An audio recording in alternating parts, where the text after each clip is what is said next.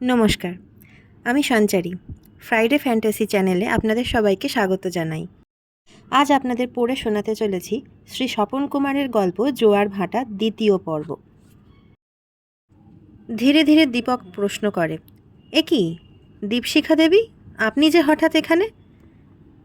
মেয়েটি মুখ তুলে তাকায় দীপকের দিকে, কিন্তু সে যে দীপককে এতটুকু চেনে তার ভঙ্গি দেখে বোঝা যায় না। কে কে আপনি? আপনি যদি দীপশিখা দেবী হন, কথা শেষ হয় না। ঘরের আলো নিভে যায়। দীপকের হাতের পিস্তল গর্জন করে ওঠে, কিন্তু কোনো শব্দ শোনা যায় না। শোনা যায় না কোনো আহতের চিৎকার। দীপক অবাক হয়ে চারদিকে খুঁজতে থাকে। অনেক কষ্টে খুঁজে খুঁজে সে ঘরের সুইচটা দেখতে পায়। সঙ্গে সঙ্গে সুইচ টিপে আলো জ্বালিয়ে দেয় সে। রূপালি আলোয় ঘর যেন হেসে ওঠে। মেঝের উপরে পড়ে থাকা লোকটিকে দীপক তুলে নেয় আর প্রশ্ন করে, আপনি কে? লোকটার জ্ঞান ফিরে এসেছিল। দীপক তার বাঁধন খুলে দিলে সে সোজা হয়ে দাঁড়ায়, বলে, আমার নাম মনোহর স্যার, আমি এই বাড়ির কেয়ারটেকার। ও, তুমিই মনোহর? কিন্তু তোমাকে ওরা এভাবে বেঁধে ফেললো কেমন করে? আর ওই মেয়েটাই বা কে? মেয়েটাকে তো দেখিনি হুজুর, তবে আমি ঘরে ঘুমোচ্ছিলাম, হঠাৎ দরজায় টোকা পড়তেই আমার মনে হলো বোধহয় বাবু এসেছেন। আমি উঠে গিয়ে দরজা খুলে দিতেই একজন লোক আচমকা আমার মাথায় আঘাত করে আমাকে বেঁধে ফেলে। তারপর জ্ঞান হলে আমি দেখি এখানে। দীপক বলে, আমি ওপাশের বাড়িতে থাকি মনোহর। ও বাড়ি থেকে শব্দ শুনতে পেয়ে ছুটে এসেছিলাম। ভালোই করেছেন হুজুর, না হলে ওরা আমাকে মেরে ফেলে দিত কিনা কে জানে। কিন্তু ওরা পালালো কোন দিক দিয়ে? বোধহয় এই ধারের পথ দিয়ে। মনোহর ডান দিকের দেওয়ালের একটা জায়গায় চাপ দিতেই দেওয়ালটা একটু সরে যায়। দীপকের দিকে চেয়ে মনোহর বলে, এসব পথ ওদের সুপরিচিত। আগে ভূত বলে মনে করতাম, কিন্তু এখন দেখছি। তুমি আরেকটু সাবধানে থেকো মনোহর, আমি যাই। দীপক ধীরে ধীরে 13 নম্বর বাড়ির দিকে পা বাড়ায়। সে রাতে গভীর উত্তেজনায় দীপকের ঘুম হয় না। বারবার শুধু বিগত ঘটনাগুলোর কথা মনে পড়ছে। কে ওই মেয়েটা? ও কি দীপশিখা? নিশ্চয়ই নয়। তবে কে ও? ঠিক একই রকম চেহারা কি দুজন মানুষের হতে পারে? হয়তো পারে। তাহলে তো এই মেয়েটা অনেক ক্ষতিকারক কাজও করতে পারে। দীপকের সারা রাত ঘুম হয় না। সে স্থির করে যেমন করেই হোক পরের দিন সকালের প্লেনেই সে পুরী যাবে।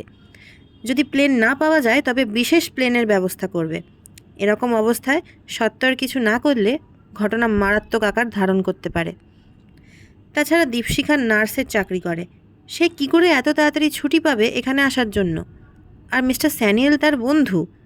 তিনি যদি ভালো করে না জেনে দীপশিখাকে বিয়ে করেন, আর দীপশিখা যদি এরকম একটা মারাত্মক মেয়ে হয়? এমন সময় কানাই এসে দরজায় ধাক্কা দেয়। বিছানা থেকে উঠে গিয়ে দরজা খুলে দেয় দীপক। প্রশ্ন করে, এত ভোরে কে? কানাই? একটু সকালেই আপনাকে ডেকে দিলাম। কেন বলো তো? যদি আপনার কোনো কাজ থাকে হুজুর। তা ভালোই করেছো, আজকের প্লেনেই আমি পুরী যাচ্ছি। প্লেন হুজুর? মানে আকাশে যে প্লেন উড়ে বেড়ায়? হ্যাঁ, তাতে আশ্চর্য হবার কি আছে? না মানে, আপনি হুজুর বড়লোক, আপনার কাছে এ আর এমন আশ্চর্যের কি আছে? আমি ভাবছিলাম এই কাছেই পুরী, তাও আবার প্লেনে। দীপক বলল, বিশেষ দরকার বলেই আমাকে প্লেনে যেতে হচ্ছে। খুব একটা জটিল কেস। তুমি বোধহয় শুনেছো কানাই যে আমি ডিটেকটিভ, মানে যারা চোর ডাকাত ধরে। হ্যাঁ স্যার, আপনি তো যেতেই পারেন। আপনি বসুন, আমি আপনার সকালে জলখাবার আনছি। কানাই ঘর থেকে ছুটতে ছুটতে বেরিয়ে যায়। দীপক তার দিকে চেয়ে মৃদু হাসে। একটা অপূর্ব মমতা যেন এ হাসির সাথে মেশানো।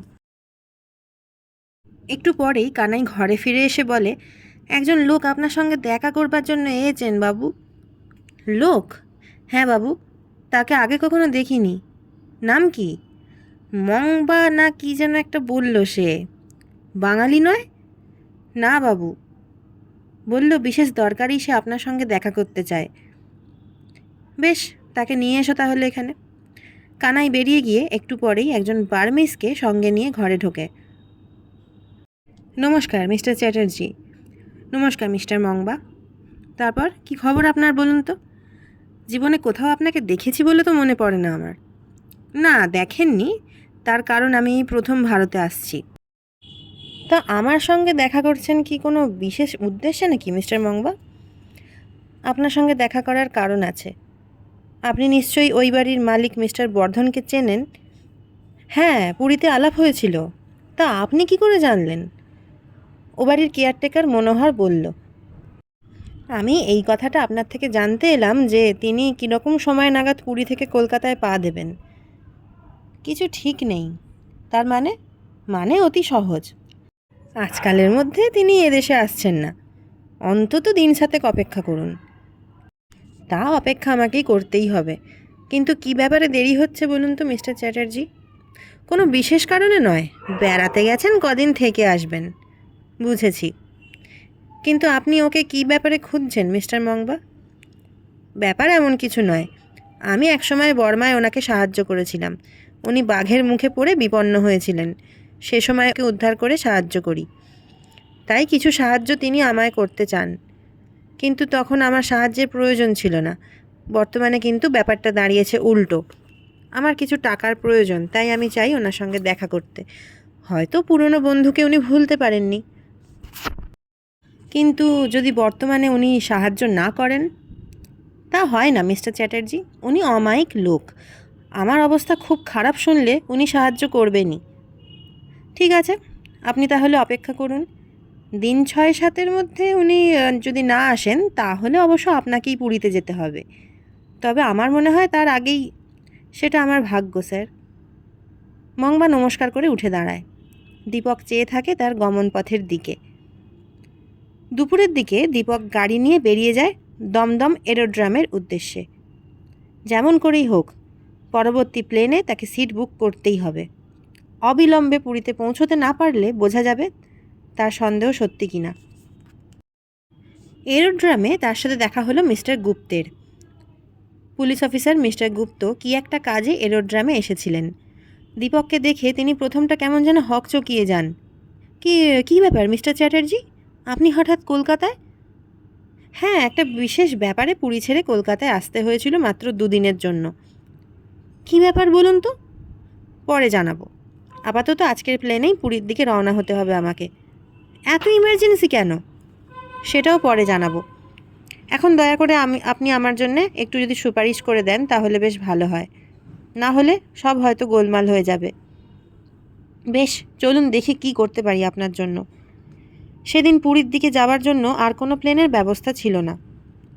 দীপক এবং মিস্টার গুপ্ত বিশেষভাবে চেষ্টা করে একটা ছোট প্লেন রিজার্ভ করবার ব্যবস্থা করেন। স্পেশাল ইমার্জেন্সির জন্য এরোড্রাম কর্তৃপক্ষ একটি বিশেষ প্লেনের ব্যবস্থা করে দেন। সেদিন বিকেলে প্লেন ছাড়বে। পুরীতে পৌঁছবে সেদিনই রাত 8টা-9টা নাগাদ। দীপক টাকা জমা দিয়ে মিস্টার গুপ্তের সঙ্গে ফিরে এলো তার স্ট্রিটের বাসস্থানে। মিস্টার গুপ্ত অবাক হয়ে বলেন, হঠাৎ বাসা পরিবর্তন করলেন যে মিস্টার চ্যাটার্জি? দীপক বলে, বাসা পরিবর্তন নয়, শুধু কয়েকটা দিনের জন্য এক বন্ধুর সাহায্যে এই নতুন বাসস্থানের ব্যবস্থা করেছি। আশা করছি একটা খুব জটিল কেসের সমাধান এখান থেকেই হবে। সে তো খুব ভালো কথা। আমরাও নিশ্চয়ই আপনাকে হেল্প করতে পারি মিস্টার চ্যাটার্জি। উপযুক্ত সময় দরকার মতো আপনার সাহায্য গ্রহণ করব মিস্টার গুপ্ত। মিস্টার গুপ্ত উঠে দাঁড়ান। মিস্টার গুপ্তকে কিন্তু ঘণ্টাখানেক পরেই আবার আসতে হলো। এবার আর একা নয়, সঙ্গে এক লরি পুলিশ। দীপক মালপত্র গুছিয়ে প্লেনের জন্য তৈরি হচ্ছে এমন সময় দেখতে পেল এক লরি বোঝাই পুলিশ এসে পাশের বাড়িখানা ঘিরে ফেলল। আর তাদের সঙ্গে একটা জিপে ছিলেন পুলিশ অফিসার মিস্টার গুপ্ত। দীপক দোতলা থেকে নেমে এলো। মিস্টার গুপ্তের সঙ্গে দেখা করে বলল, কি ব্যাপার মিস্টার গুপ্ত?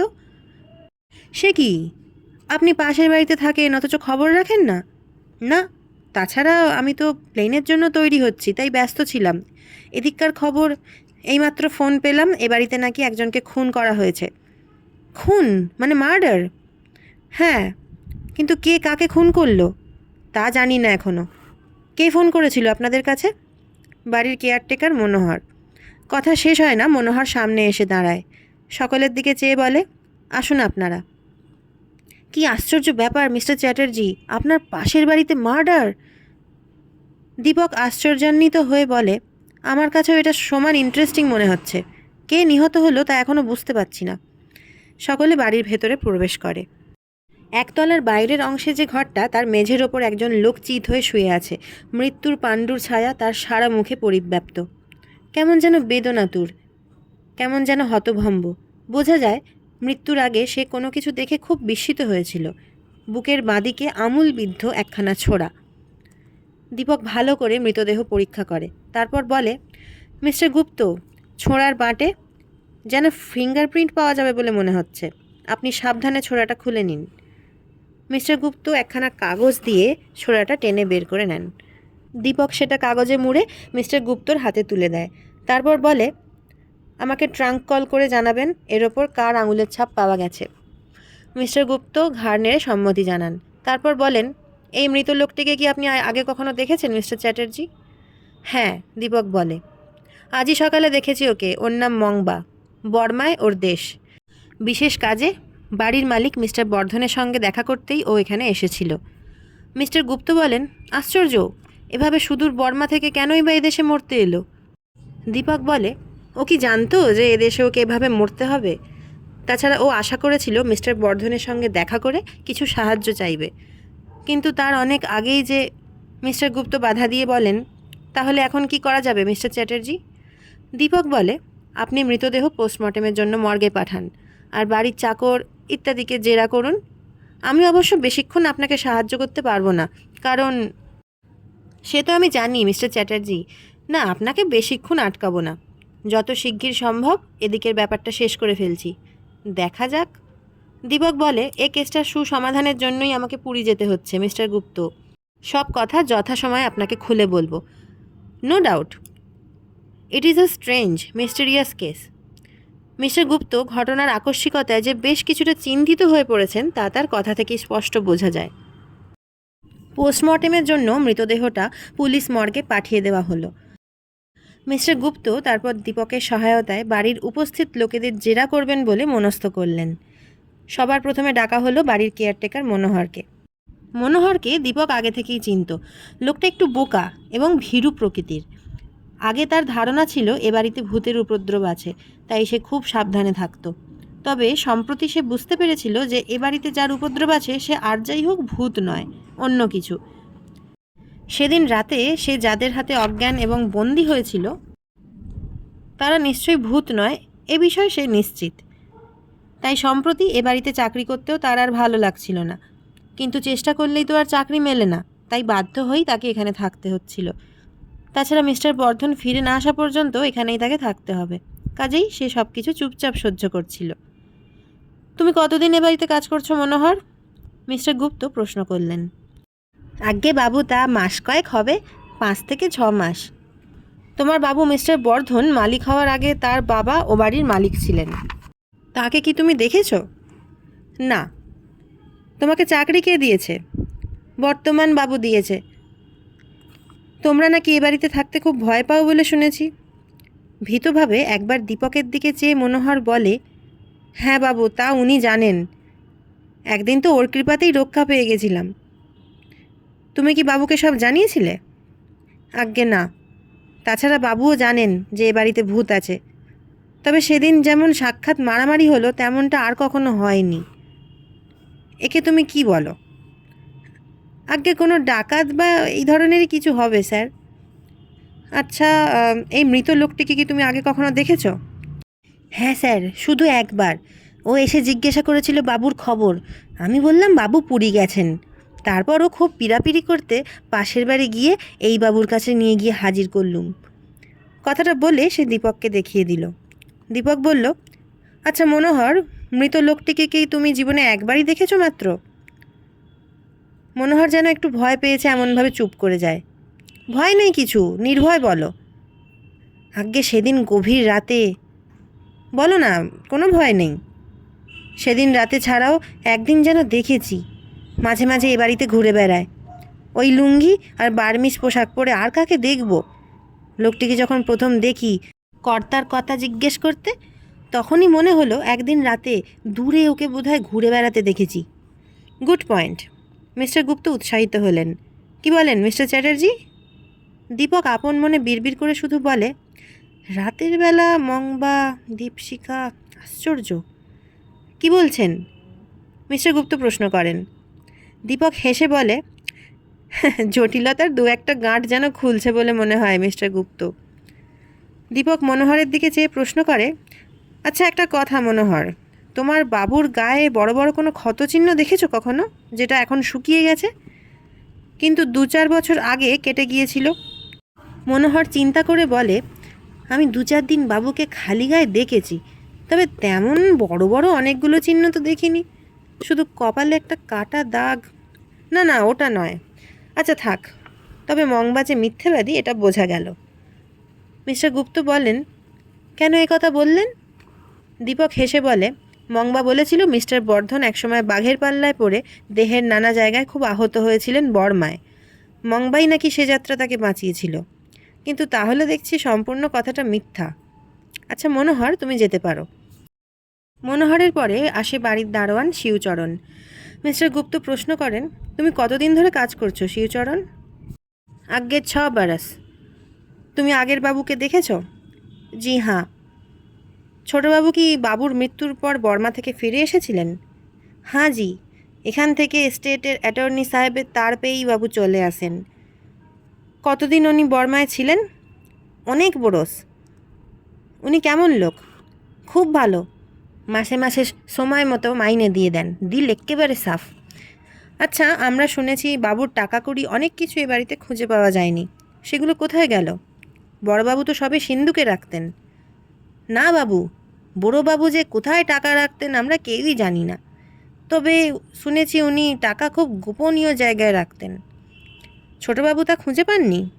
না বাবু। ব্যাংকে কি উনি টাকা রাখতেন? না বাবু, ব্যাংকে শুনেছি সামান্য টাকা থাকতো। ব্যাংকে টাকা জমা তো আমার হাত দিয়েই হতো। আচ্ছা, ভূতের উপদ্রব এ বাড়িতে কতদিন থেকে হচ্ছে? অল্প দিন বাবু, বড়বাবুর মরার কিছুদিন পর থেকে।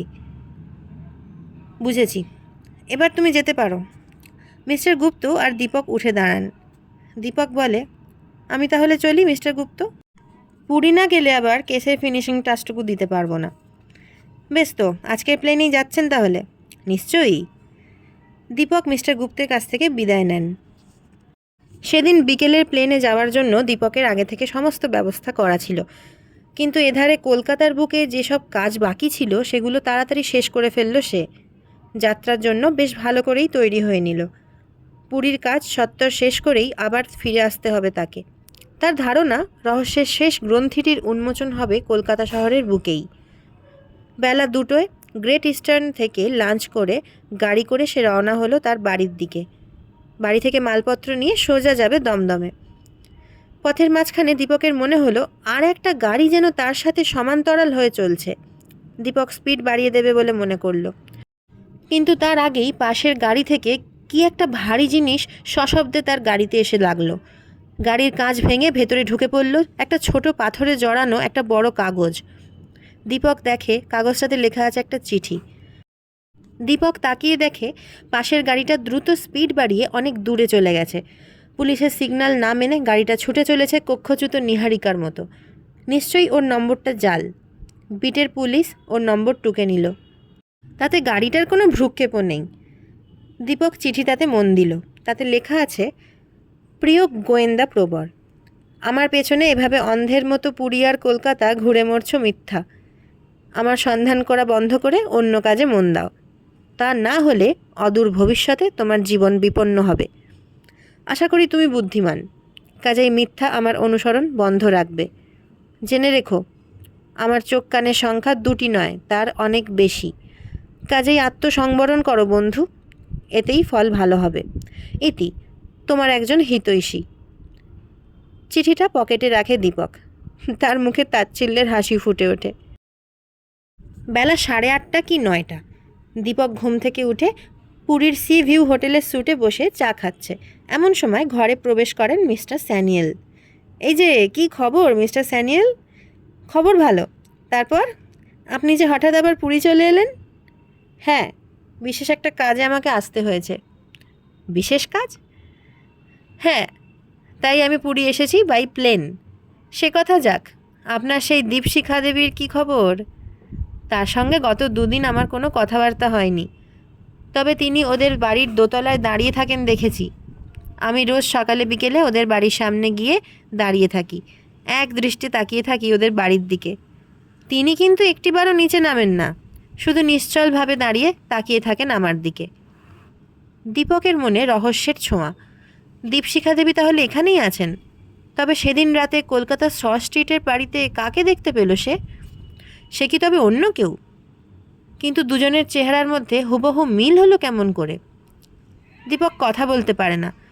একের পর এক চিন্তাধারা এসে আচ্ছন্ন করে ফেলতে থাকে তার মন। আপনি এত কি ভাবছেন? মিস্টার স্যানিয়েল প্রশ্ন করেন। কিছু না। তারপর মিস্টার বর্ধনের কি খবর? তার সঙ্গে একটু আলোচনা করতে পারলে ভালো হতো। মিস্টার বর্ধন? হাসি মুখে মিস্টার স্যানিয়েল বললেন, তিনি তো কাল বিশেষ কাজে বাইরে গেছেন। বাইরে মানে পুরীর বাইরে? হ্যাঁ, আসানসোলে একজন বন্ধুর বিশেষ নেমন্তন্নে তিনি দেখা করতে গেছেন। ফিরবেন কবে? সে কথা তো কিছু বলে যাননি, তবে 2-1 দিনের মধ্যেই ফিরবেন বলে মনে হয়। ভালো কথা। আজকে সমুদ্র তীরে বেড়াতে যাবেন না? নিশ্চয়ই। তাহলে এক্ষুনি চলুন, আমরা রওনা হব। দীপক হেসে বলে, কোনো লাভ হবে না, এত বেলায় আর কারও দেখা পাবেন না। তাছাড়া সূর্যের তাপ এখন যথেষ্ট বেড়ে গেছে। তাহলে বসা যাক, কি বলুন? হ্যাঁ, বিকেলবেলা বরং বেড়াতে বের হওয়া যাবে। মনে হয় আজ বিকেলে তার দেখা পাবেন। মিস্টার স্যানিয়েল হঠাৎ উত্তেজিত হয়ে বলে ওঠেন, একটা কথা মিস্টার চ্যাটার্জি, আমি মার কাছে ট্রাঙ্ক কল করে সব বলেছি। মা আমার ইচ্ছায় কোনো বাধা দেননি। খুব ভালো খবর। আপনার কি এতে মত নেই? অমত করলেই বা আপনি শুনবেন কেন? তবে একটা কথা, অন্তত 7 দিনের আগে যেন বিয়েটা না স্থির হয়, এটা কিন্তু দেখবেন মিস্টার স্যানিয়েল। কেন কেন? সে কথা পরে জানাবো। বিশেষ কারণেই আপনার কাছে এই রিকোয়েস্টটা করছি। আপনি আমার বন্ধু লোক, আমি চাই না আপনার কোনো ক্ষতি হয়। বেশ, আপনি যখন অনুরোধ করছেন আমি রাখবো মিস্টার চ্যাটার্জি। হ্যাঁ, 7 দিনের মধ্যেই আমি একটা জরুরি কেস সলভ করে ফেলতে পারবো। তারপরে বরং আপনি যে কোনো একটা দিন বিয়ের দিন বলে ধার্য করে পত্র দ্বারা আমাদের নিমন্ত্রিত করতে পারেন। সেই দিনই বিকেলে সমুদ্র তীরে বেড়াচ্ছিল দীপক, রতন আর মিস্টার স্যানিয়েল। ঠিক 5:30টার সময় রায় সাহেবের প্যারাম্বুলেটরের সঙ্গে সঙ্গে দীপশিখা দেবীকে হেঁটে আসতে দেখা গেল। দীপকের কাছাকাছি এসে দীপশিখা হঠাৎ মৃদু হেসে ঘাড় নেড়ে দীপককে অভ্যর্থনা জানায়। দীপক নমস্কার জানাতে যাচ্ছিল, এমন সময় দেখতে পেল একটা ঢাকা মোটর তাদের কাছ দিয়ে দ্রুত ছুটে গেল। মোটরের মধ্যে থেকে একখানি হাত বের হয়ে হঠাৎ ওদের দিকে সাদা মতো কি একটা জিনিস ছুঁড়ে মারল। তারপর গাড়িটা দ্রুত ছুটে চলে গেল। দীপকও সঙ্গে সঙ্গে লাফিয়ে পড়ে সাদা জিনিসটা জোরে ছুঁড়ে মারল সমুদ্রের বুকে। সাথে সাথে প্রচণ্ড গর্জনে সাগর বুককে আলোড়িত করে শোনা গেল বিস্ফোরণের শব্দ। সকলে সভয়ে চমকে ওঠে। দীপশিখাও চমকে উঠে বলে, উফ, পরপর 2বার আপনি নিশ্চিত মৃত্যুর হাত থেকে আমাদের রক্ষা করলেন মিস্টার চ্যাটার্জি। দীপক বলল, এমন কিছুই করিনি দেবী। যদি অন্য কেউ এই অবস্থায় পড়তো তবে সেও এই ধরনের কাজই করত। আমি ওটা দেখেই বুঝতে পেরেছিলাম যে 1 মিনিটের মধ্যে ওটিতে অবশ্যই বিস্ফোরণ ঘটবে। তাই আমি একটু থেমে দীপক বলল, কিন্তু একটা কাজ আপনাদের কাছে অন্যায় করেছি। আমার আগেই সাবধান করে দেওয়া উচিত ছিল যে আপনাদের জীবন বিপদাপন্ন। দীপশিখা বলল, আমিও এই রকম কিছু একটা আশঙ্কা করেছিলাম মিস্টার চ্যাটার্জি। আচ্ছা, একটা কথা বলুন। আপনি একটু এপাশে আসুন তো, আমি শুধু আপনার সঙ্গে কয়েকটা বিষয় আলোচনা করতে চাই। বেশ, চলুন ওপাশে গিয়ে দাঁড়ানো যাক। দুজনে একপাশে গিয়ে দাঁড়ায়। দীপশিখা প্রশ্ন করে, আচ্ছা, আপনি কি কখনো দস্যু হোয়াংলির নাম শুনেছেন মিস্টার চ্যাটার্জি? হোয়াংলি? ভ্রু দুটো কুঞ্চিত করে দীপক কিছুক্ষণ চিন্তা করে, তারপর বলে, নামটা যেন বহুদিন আগে শুনেছি বলে মনে হচ্ছে, তবে সঠিক মনে করতে পারছি না। আপনি কি তার সম্বন্ধে সব খবর জানেন নাকি? হ্যাঁ, সে জাতিতে বার্মিজ, কিন্তু দীর্ঘদিন ভারতে ছিল। অবশ্য তার মা বার্মিজ, বাবা ভারতীয়। 4-5টা ভারতীয় ভাষায় অনর্গল মাতৃভাষার মতো কথা বলতে পারে। এত কথা আপনি কি করে জানলেন দীপশিখা দেবী? আমি এর আগে দীর্ঘদিন বর্মায় ছিলাম যে।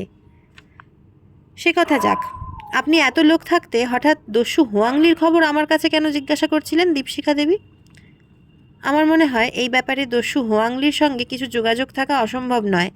আপনি খ্যাতনামা গোয়েন্দা। তাই দস্যু হুয়াংলির বিষয়ে আপনার কিছু জানা অসম্ভব না। না, মানে আমি ঠিক মনে করতে পারছি না। তীক্ষ্ণ দৃষ্টিতে দীপশিখার মুখের দিকে তাকিয়ে দীপক তার মন্তব্য শেষ করে। দীপশিখা বলে, আমি কিন্তু তার কথা অনেক শুনেছি মিস্টার চ্যাটার্জি। এর আগে আমি দীর্ঘদিন বর্মায় ছিলাম, যুদ্ধের সময় পালিয়ে আসি এদেশে। যাই হোক, বর্মাতে তার বিষয়ে অনেক কথা জানতাম। এই ধরনের বোমাও হুয়াংলি খুব বেশি ব্যবহার করত, তাই তার কথা আজ আমার হঠাৎ করে মনে পড়ে গেল। দীপক হঠাৎ প্রশ্ন করল, আচ্ছা আপনার কোনো যমজ বোন আছে দীপশিখা দেবী? না, কেন বলুন তো? ঠিক আপনার মতো একজন মেয়েকে আমি পরশু রাতে দেখেছি কলকাতায়, ঠিক আপনার মতো, কিন্তু তিনি আমাকে দেখে চিনতে পারেননি। কথাটা অদ্ভুত ঠেকছে আমার কাছে। আমিও কম বিস্মিত হইনি। এক্কেবারে ঠিক আমার মতোই চেহারা। যদিও রাতের বেলা দেখেছি তাকে, তবু বলতে পারি ঠিক আপনার মতোই চেহারা। তাহলে আপনি আমার নকল প্রতিমূর্তির সাক্ষাৎ পেয়েছেন বলুন? আশ্চর্য ব্যাপার। তাই বুঝি প্লেনে করে ছুটে এসেছেন দেখতে যে আমি এখানে আছি কি না? ঠিক তাই। খুব ভালো কথা। এখন আমার কথা শুনলেন তো, কেসটা সলভ করার চেষ্টা করুন তাহলে। নিশ্চয়ই করব। আর যখন তখন যাকে তাকে সন্দেহ করাটা বন্ধ করুন মিস্টার চ্যাটার্জি, কেমন? বেশ, চেষ্টা করব। হাসি মুখে ঘাড় নেড়ে দীপক প্রস্থান করে। সেদিন সন্ধ্যায় মিস্টার স্যানিয়েলের সঙ্গে দীপকের আবার দেখা হয়। মিস্টার স্যানিয়েলকে আজ আবার যথেষ্ট আনন্দিত বলে মনে হয়। তিনি দীপকের দিকে চেয়ে হাসি মুখে বলেন, আজ সব ঠিক হয়ে গেল মিস্টার চ্যাটার্জি। কি ঠিক হলো? উনি আমার সঙ্গে কথা বললেন। কি বিষয়? সব বিষয়ই। এমনকি মার মতামত শুনে উনি কোনো আপত্তি জানালেন না। কাজেই মনে হয় ওর কোনো আপত্তি নেই। কিন্তু হ্যাঁ, আপনার কথা মনে আছে, আমি 7 দিনের আগে যে বিয়ে হতে পারে না সেটা ওকে বলে দিয়েছি। এ কথা শুনে উনি কি বললেন? উনি খুশি হয়েছেন। আপাতত দিন 7 উনি একটু ব্যস্ত থাকবেন। বেশ, তাহলে তো খুব ভালো খবর। আমাকে কালই মিষ্টিমুখ করিয়ে দিন তাহলে। মিস্টার স্যানিয়েল হো হো করে হেসে ওঠেন। আবার কলকাতা। দীপক এসে ওঠে স স্ট্রিটের সেই পুরনো আস্তানায়। মিস্টার গুপ্তের সঙ্গে সে দেখা করে। মিস্টার গুপ্ত বলেন, কেসটার সমাধান হলো না মিস্টার চ্যাটার্জি। আশা হারাচ্ছেন কেন? আশা এখনও হারায়নি তো। তবে একটা ক্লু পেয়েছি, সেটাই আমাদের হতাশ করেছে। কি ক্লু? ছোড়ার হাতলে যে আঙুলের ছাপ পাওয়া গেছে তা হচ্ছে বিখ্যাত বার্মিজ দস্যু হুয়াংলি। কিন্তু এখানে হুয়াংলি হঠাৎ কোত্থেকে এলো? তাই আমরা চিন্তিত হয়ে পড়েছি। চিন্তার কোনো কারণ নেই। আমি সত্বর এই কেসটার সুসমাধান করব বলে আশা রাখি মিস্টার গুপ্ত। ধন্যবাদ মিস্টার চ্যাটার্জি, আপনাকে আমার আন্তরিক ধন্যবাদ জ্ঞাপন করছি। মিস্টার গুপ্তর কাছ থেকে বিদায় নিয়ে দীপক উঠে দাঁড়ায়। সেই দিনই রাতে দীপক ঘুমের ঘোরে অচেতন। রাত তখন 2টো কি 3টে খেয়াল নেই দীপকের। হঠাৎ কি যেন একটা শব্দে দীপকের ঘুম ভেঙে গেল। দীপক উঠে বসে বিছানার ওপর। জানলা দিয়ে পাশের বাড়ির দিকে মেলে ধরে দৃষ্টি। সেখানে দেখা যায় এক ঝলক আলো। কে যেন নিজের মনেই টর্চ জেলে কি একটা খুঁজছে। দীপকের শরীর রোমাঞ্চিত হয়ে ওঠে। ঠিক এই সময় আক্রমণ করলে ওকে ধরা যেতে পারে। কিন্তু কে ও, আর কী উদ্দেশ্যেই বা এত রাতে নিস্তব্ধ বাড়ির মধ্যে ঘুরে ফিরে বেড়াচ্ছে? হঠাৎ আলোটা নিভে গেল দপ করে। কে যেন তাকে আক্রমণ করেছে বলে মনে হয়। ধস্তাধস্তির আওয়াজ খুব স্পষ্টই শোনা যাচ্ছে। দীপক এক লাফে বাড়ির ছাদে গিয়ে উপস্থিত হয়। তারপর দোতলা পেরিয়ে একতলায় নেমে আসে। একজন লোক যেন দীপকের পায়ের শব্দ পেয়ে ছুটে পালিয়ে যায়। দীপক টর্চ জ্বালে। টর্চের আলোয় সামনের অংশটা আলোকিত হয়ে ওঠে। ঠিক সামনে দাঁড়িয়ে দীপশিখা দেবী। Hands up. দীপক রিভলভারটা ওর দিকে উঁচিয়ে ধরে কঠিন স্বরে বলে ওঠে। দীপশিখা দীপককে যেন চিনতেই পারে না, তবুও সে হাত দুটো মাথার ওপর তোলে। দীপক ভাবতে থাকে আজই সে সমাধান করবে এটা আসল মূর্তি না নকল। হঠাৎ যেন পেছন থেকে কে তাকে চেপে ধরে দুপাশ দিয়ে। দীপকের হাত থেকে রিভলভার আর টর্চ পড়ে যায়। অত্যন্ত আঁধারে চারদিক আচ্ছন্ন হয়ে যায় যেন। দীপক প্রাণপণে নিজেকে ছাড়িয়ে নেওয়ার চেষ্টা করে। কে যেন তাকে সজোরে ধাক্কা দিয়ে ফেলে দেয়। দীপক বুঝতে পারে যে লোকটার গায়ে যেন অসুরের শক্তি। ধীরে ধীরে আবার সে উঠে দাঁড়ায়। তারপর রিভলভারটা খুঁজে নিয়ে আলো জ্বালে। চারদিকে বেশ ভালো করে খুঁজে দেখে, কিন্তু তাদের কাউকেই আর দেখা যায় না। তারা যেন রাত্রির অখণ্ড আঁধারের কোলে মিশে গেছে। কে ওরা, আর কেনই বা তাদের এই নৈশ অভিযান? দীপক উঠে দাঁড়িয়ে ধীরে ধীরে পা বাড়ায় বাড়ির দিকে। অজস্র চিন্তা এসে তার মনকে আচ্ছন্ন করে তোলে। সারা রাত দীপকের ভালো মতো ঘুম হলো না। ঘুরে ফিরে একই চিন্তা বারবার তাকে আচ্ছন্ন করতে থাকে। ওই কি আসল দীপশিখা দেবী? চেহারার এতটুকু অমিল কোথাও নেই, কিন্তু তবুও ও আসল দীপশিখা তা ভাবতে যেন দীপকের সংকোচ হচ্ছে। দুজনের ব্যবহারে আকাশ পাতাল তফাৎ। তাছাড়া ওই নকল দীপশিখাকে ঠিক যেন শান্তশিষ্ট গোছের মনে হয় না। আর সে বারবার ওই বাড়িখানার আশেপাশে ঘুরে বেড়াচ্ছেই বা কেন? হয়তো তার কোনো স্বার্থ আছে। কিন্তু কী সে স্বার্থ? কী উদ্দেশ্যে তার এই আকস্মিক নৈশ অভিযান? হঠাৎ আর একটা কথা দীপকের মনে পড়ে যায়। তার মনে ভেসে ওঠে মংবার মুখখানা। মংবাকে কে খুন করলো, আর কেনই বা মংবাকে হত্যা করা হলো? হঠাৎ মিস্টার গুপ্তের কথা দীপকের মনে পড়ে যায়। মিস্টার গুপ্ত বলেছেন মংবাকে খুন করেছে হোয়াংলি। ছোড়ার বাঁটে তার হাতের ছাপ পাওয়া গেছে। কিন্তু কেন সে এই হত্যালীলা শুরু করলো, আর কোন ছদ্মবেশের আড়ালে গা ঢাকা দিয়ে সে ছিল? কী উদ্দেশ্যেই বা তার এই গোপন হত্যাকাণ্ড সংঘটিত হলো? দস্যু হোয়াংলির কথা মনে হতেই মনে পড়ে যায় দীপশিকার একটা কথা। যে বোমা দীপশিকাকে হত্যা করবার জন্য পুরীতে ছোঁড়া হয়েছিল, ওই ধরনের বোমা হোয়াংলি তৈরি করে থাকে। আশ্চর্য যোগাযোগ! কলকাতা আর পুরীতে একই সঙ্গে দেখা যাচ্ছে দীপশিখা দেবীর অস্তিত্ব। আর দীপশিখা দেবীর কথা সত্যি হলে পুরী আর কলকাতা এই দুই জায়গাতেই পাওয়া যাবে হোয়াংলির হাতের ছাপ। পুরীতে যে বোমা ফেলেছে, কলকাতায় সে ছোড়া মেরে মংবাকে হত্যা করেছে। হঠাৎ নতুন একটা চিন্তা দীপকের মনে ঝিলিক মারে। দীপশিখা দেবীকে মারবার জন্যে বারবার এই ধরনের চেষ্টা কেন করা হচ্ছে? আর সেই বা কেন ভাবছে যে দস্যু হোয়াংলি তাকে হত্যা করবার চেষ্টা করেছে বোমা মেরে? হয়তো এর কোনো অতীত ইতিহাস আছে যা দীপকের জানা নেই। দীপক মনে মনে ভাবে, ঠিক তাই, দীপশিখা দেবীর ওপর কোনো কারণে নিশ্চয়ই হোয়াংলির রাগ ছিল, যেমন রাগ ছিল মংবার ওপর। কিন্তু মংবাকে সে হত্যা করতে পেরেছে, আর দীপশিখা দেবী বেঁচে গেল দৈবের দয়ায়। কে এই হোয়াংলি? তার পরিচয় ভালো করে জানতেই হবে। চিন্তার ফাঁকে ঘুম এসে দীপককে আচ্ছন্ন করে। ধীরে ধীরে ঘুমের ঘোরে ঢলে পড়ে সে। কতক্ষণ সে ঘুমায় তা ঠিক করে বলা যাবে না। বহুক্ষণ পর হঠাৎ সামান্য একটা শব্দে তার ঘুম ভেঙে যায়। চোখ মেলে তাকিয়ে দীপক দেখে অস্পষ্ট একটা ছায়ামূর্তি পাশের বাড়ির জলের পাইপ বেয়ে নিচে নামছে। প্রায় সে মাটি ছুঁয়ে ফেলেছে।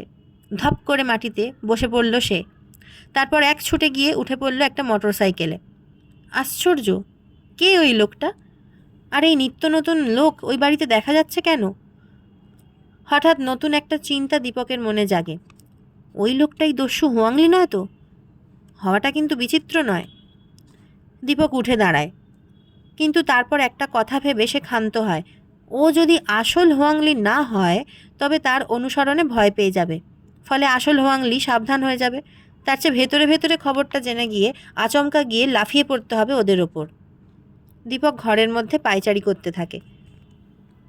পরদিন সকালে দীপক সোজা গিয়ে দেখা করে লালবাজার পুলিশ হেডকোয়ার্টার্সের আইডেন্টিফিকেশন ডিপার্টমেন্টে। সেখানকার চিফ অফিসার মিস্টার পালিত দীপককে ডেকে জিজ্ঞেস করেন, কি খবর মিস্টার চ্যাটার্জি? বিশেষ কারণেই দেখা করতে এসেছি আপনার সঙ্গে। তা জানি, বিশেষ কারণ ছাড়া আপনার পায়ের ধুলো যে পড়ে না তা কি জানা নেই আমাদের? সত্যি, নানা কাজে এমন ব্যস্ত থাকতে হয়।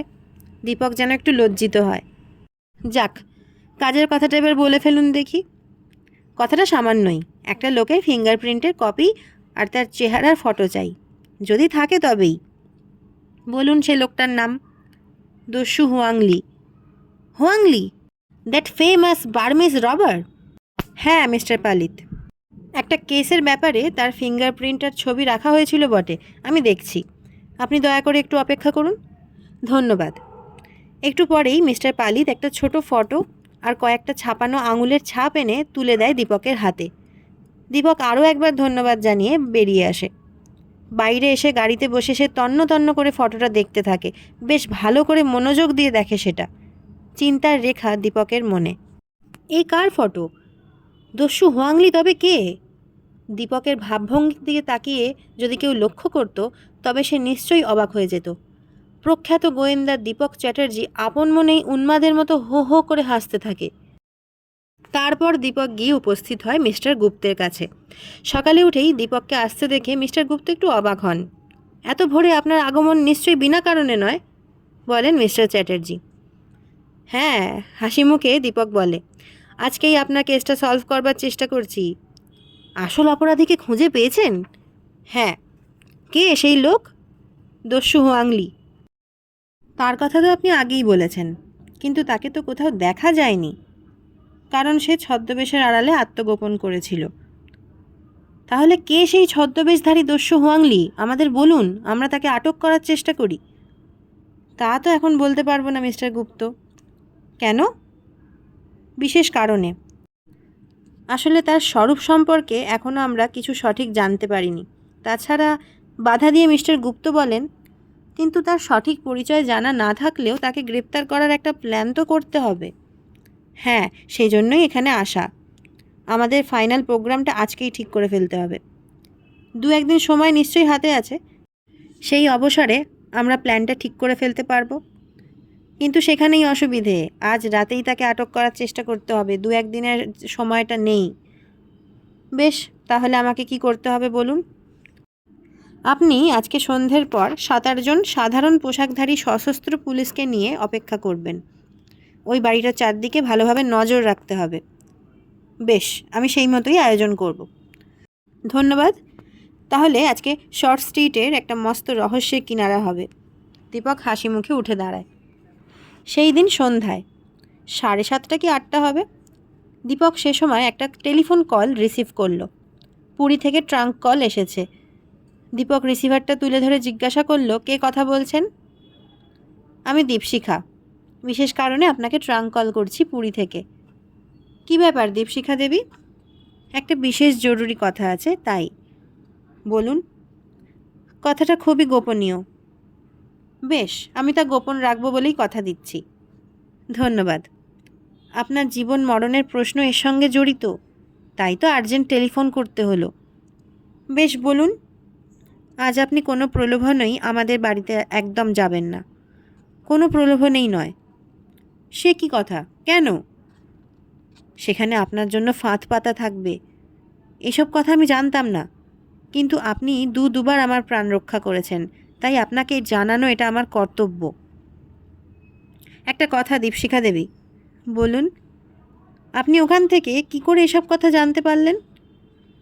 সেসব এখনই বলতে পারবো না, পরে জানবেন। কথা শেষ হতে না হতেই টেলিফোন সংযোগ বিচ্ছিন্ন হয়ে যায়। দীপক দুবার হ্যালো হ্যালো করেও কোনো উত্তর পায় না। সেই দিন রাত 11টা। দীপক খাওয়া দাওয়া শেষ করে শোয়ার উদ্যোগ করছে। এমন সময় হঠাৎ পাশের বাড়িতে কী সব অদ্ভুত শব্দ শোনা গেল। কে? দীপক জানালা দিয়ে দেখতে চেষ্টা করে। এমন সময় এক ঝলক টর্চের আলো এসে পড়ে তার ওপর। দীপক মুহূর্তের মধ্যে একপাশে সরে দাঁড়ায়। সঙ্গে সঙ্গে কি একটা জিনিস এসে জানলার কাঁচ ভেঙে চুরমার করে দেয়। দীপক ভালো করে বোঝবার চেষ্টা করে, কিন্তু বুঝতে পারে না কি ব্যাপার। একটু খুঁজতেই সে ঘরের ভেতর একটা বুলেট কুড়িয়ে পায়। নিশ্চয়ই পাশের বাড়ি থেকে কেউ তাকে লক্ষ্য করে গুলি ছুঁড়েছিল। পিস্তলের সাইলেন্সার লাগানো ছিল বলে কেউ শব্দ শুনতে পায়নি। একটা অপরিসীম আতঙ্কে দীপকের সারা মন আচ্ছন্ন হয়ে যায় যেন। আর একটু দেরি করলেই এতক্ষণে তাকে মৃত্যুর আলিঙ্গনে আত্মসমর্পণ করতে হতো। কিন্তু কে তাকে হত্যা করার চেষ্টা করলো এভাবে? হঠাৎ দীপশিখা দেবীর সাবধান বাণী মনে পড়ে যায় দীপকের। তার সূচনা এখন থেকেই দেখা যাচ্ছে, কিন্তু পুরী থেকে এখানকার খবর কি করে জানা সম্ভব হলো? দীপক কি করবে চিন্তা করতে থাকে। আর বেশি দেরি করলে হয়তো বিপদ আরও বেড়ে উঠতে পারে। দীপক তাই মনস্থির করার চেষ্টা করে কোন দিক দিয়ে এগোনো যায়। দীপক সোজা একতলায় নেমে আসে। একটু খোঁজ করতেই ছদ্মবেশী মিস্টার গুপ্তের সন্ধান পাওয়া যায়। কি ব্যাপার মিস্টার চ্যাটার্জি? মিস্টার গুপ্ত প্রশ্ন করেন। আপনি কি দেখেছেন বলুন তো? আমি দেখলাম একটা আগুনের ফুলকি ছুটে গেল আপনার জানলার দিকে। হ্যাঁ, আমাকে লক্ষ্য করেই পিস্তল ছোড়া হয়েছিল। কিন্তু কোথায় তারা? এক্ষুনি আমরা তাহলে ওই বাড়িটা আক্রমণ করি। তা হয় না মিস্টার গুপ্ত। কিন্তু কেন? আমার মনে হয় এখানে কোনো গোপনে ফাঁদ পাতা আছে। আমাদের বুদ্ধিতে কাজ না হলে আবার অন্য কোনো রাস্তা ভাবতে হবে। দুজনে বাড়ির মেন গেটের সামনে গিয়ে দাঁড়ায়। দীপক টর্চের আলোটা গেটের ওপর ফেলে। দেখা যায় সরু একটি তামার তার গেটের সঙ্গে লাগানো। দীপক বলে, নিশ্চয়ই এই তামার তারের সঙ্গে কোনো কিছুর সংযোগ আছে। তাহলে উপায়? আপনার রিভলভারটা দিয়ে গুলি ছুড়ুন। মিস্টার গুপ্ত তারের ওপর পরপর দুবার গুলি চালালো। সঙ্গে সঙ্গে তারটা ছিঁড়ে যায়। যাক, সংযোগ কেটে গেছে। এবার ভেতরে আসুন। তারা ভেতরে গিয়ে দেখে একটা ছোট মেশিন গানের সাহায্যে তারটা সংযোগ করা হয়েছিল। দীপক বলল, উফ, অল্পের জন্য বেঁচে গেছি আমরা। এই তারে হাত দেওয়ার সঙ্গে সঙ্গে এই পোর্টেবল মেশিন গান থেকে ঝাঁকে ঝাঁকে গুলি বেরিয়ে আসতো। দীপক আর মিস্টার গুপ্ত বাড়ির মধ্যে প্রবেশ করে দেখে একটা ছায়ামূর্তি দ্রুত ছুটে যাচ্ছে ছাদের দিকে। দুজনে অনুসরণ করে। মিস্টার গুপ্ত হুইসেলে ফুঁ দেন সজোরে। দোতলার ঘরের সামনে গিয়ে ছায়ামূর্তি দরজাটা বন্ধ করে দেওয়ার চেষ্টা করে, কিন্তু তার আগেই পুলিশ বাহিনী সদল বলে ঢুকে পড়ে। দীপক চিৎকার করে, মাথার ওপরে হাত তোলো দস্যু হুয়াংলি। ছায়ামূর্তি মাথার ওপরে হাত তোলে। দীপক আর মিস্টার গুপ্ত হাতে হাতকড়া পরিয়ে দেয়। দীপক বলে, এবার ওর মুখের আবরণটা সরিয়ে দিন মিস্টার গুপ্ত, দেখুন ওর আসল স্বরূপ। মিস্টার গুপ্ত আবরণ সরিয়ে দিয়ে বলে ওঠেন, এ কি মিস্টার বর্ধন? দীপক হেসে বলে, বর্ধন কোনো কালেই নয় মিস্টার গুপ্ত, ওটাই ছিল হুয়াংলির ছদ্মবেশ। ছদ্মবেশ? হ্যাঁ। তাহলে বর্মা থেকে আগাগোড়া ঘটনা আপনাকে শোনাতে হবে। তাহলে আমার বাড়িতে গিয়ে বসা যাক। চলুন। মিস্টার স্যানিয়েলের অকুণ্ঠ সাহায্য না পেলে হয়তো আমরা এই কেসের সমাধান করতে পারতাম না কোনো দিন। সকলে মিস্টার স্যানিয়েলের বাড়ির দোতলায় গিয়ে সমবেত হয়। এমন সময় ঘরের মধ্যে প্রবেশ করে দীপশিখা, রায় সাহেব, হরিসাধন বাবু আর মিস্টার স্যানিয়েল। মিস্টার গুপ্ত প্রশ্ন করেন, এরা কারা দীপকবাবু? দীপক হরিসাধন বাবুর দিকে চেয়ে বলে, ইনি ছদ্মবেশী রায় সাহেব হরিসাধন বাবু, ওরফে বর্মার একজন নামকরা ডিটেকটিভ, আর ইনি হচ্ছেন তার মেয়ে। এরা ছদ্মবেশী দস্যু হুয়াংলিকে বর্মা থেকে অনুসরণ করে এদেশে এসেছিলেন। কিন্তু বর্মা ছেড়ে দস্যু হুয়াংলি এদেশে কবে এসেছিল? সে কথা হুয়াংলি অর্থাৎ মিস্টার বর্ধনকে জিজ্ঞেস করুন না। হুয়াংলি কোনো কথা বলে না। দীপক বলে চলে, তাহলে সর্বপ্রথমে আমাকে মিস্টার মংবার মৃত্যুর কারণটা জানাতে হবে। মিস্টার মংবা বর্মার আসল মিস্টার বর্ধনকে বাঘের মুখ থেকে বাঁচিয়েছিল, তারপর তার শুশ্রূষা করে তাকে ভালো করে তোলে। মিস্টার বর্ধনের শরীরে সেসব ক্ষতচিহ্নও ছিল। এসব ব্যাপার বেশ ভালো করেই জানতো মিস্টার মংবা। তারপর মিস্টার বর্ধন বেশ বড় ঘরের ছেলে এবং তার বাবার অগাধ অর্থ আছে, একথা ছদ্মবেশী হুয়াংলি জানতে পারে। হুয়াংলি অন্য একটা ছদ্মনামে মিস্টার বর্ধনের কাছে খনির কাজ করত। সে এই সুযোগে মিস্টার বর্ধনকে হত্যা করে নিজে মিস্টার বর্ধন সেজে এদেশে চলে আসে। বাবার মৃত্যুর পর মিস্টার বর্ধন সমস্ত সম্পত্তি পেলেন, কিন্তু সে আসল লোক নয়, নকল হুয়াংলি। কিন্তু হুয়াংলি একটা ব্যাপারে অবাক হয়ে যায়। মাত্র 2-1 হাজার টাকা পাওয়া গেল সারা বাড়ি জুড়ে, বাকি টাকা তবে কোথায় গেল? হুয়াংলি তখন ছদ্মবেশে সারা বাড়ি খুঁজতে লাগলো। 2-1জন অনুচরকেও সে এ কাজে লাগালো। কিন্তু ইতিমধ্যে মিস্টার মংবা এলো আসল মিস্টার বর্ধনের কাছে কিছু সাহায্য চাইতে, পুরনো দিনের বন্ধুত্বের প্রতিদান নিতে। কিন্তু নকল মিস্টার বর্ধন অর্থাৎ হুয়াংলিকে দেখে অবাক হয়ে যায়। সে তখন তার কাছ থেকে মোটা টাকা দাবি করে। হুয়াংলি রাতের বেলা তাকে টাকা দেবে বলে গোপনে ডেকে নিয়ে গিয়ে হত্যা করে।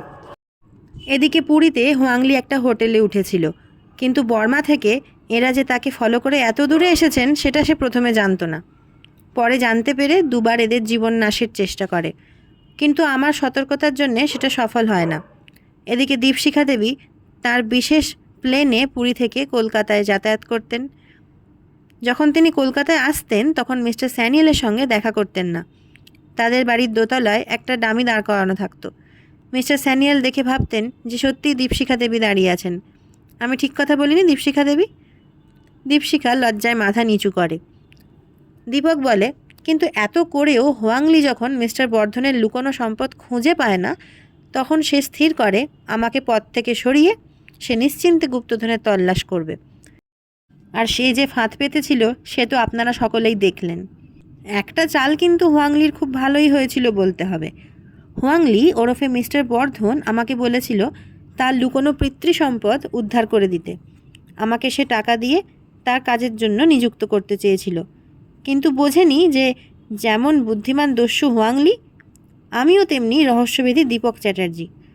দীপকের মুখে সফলতার হাসি। ঘরের মধ্যে অখণ্ড নীরবতা। দীপক বলে, তাহলে মিস্টার গুপ্ত, আপনি এবার কয়েদিকে নিয়ে যেতে পারেন। মিস্টার গুপ্ত ধন্যবাদ জানিয়ে বেরিয়ে যান। সকলে ঘর থেকে বেরিয়ে যান। দীপশিখা দেবী শুধু হাসি মুখে মিস্টার স্যানিয়েলের দিকে চেয়ে বলে, আজ আপনার ধৈর্যের প্রশংসা করতে হয় মিস্টার স্যানিয়েল। মিস্টার স্যানিয়েল বলেন, সে শুধু আপনাকে দেখে দেবী, আমারে মনোবলের মূলে শুধু আপনি। দীপশিখা লজ্জায় মাথা নিচু করে। শেষ হলো আজকের গল্প শ্রী স্বপন কুমারের লেখা জোয়ার ভাটা। কেমন লাগলো অবশ্যই কমেন্ট করে জানাবেন। ভালো লাগলে একটা লাইক, শেয়ার এবং সাবস্ক্রাইব করে আমার চ্যানেলের পাশে থাকবেন। প্রথম কাজ করছি, তাই ভুল ত্রুটি অবশ্যই হয়েছে। আপনারা যদি আমাকে কমেন্টের মাধ্যমে ধরিয়ে দেন ভুলগুলো কোথায় কোথায় হচ্ছে, তাহলে পরবর্তী কাজগুলো আমি আরও উৎসাহের সঙ্গে করতে পারবো। ফিরে আসছি পরের শুক্রবার ঠিক সন্ধে 7টায়। সকলে ভালো থাকবেন। ধন্যবাদ।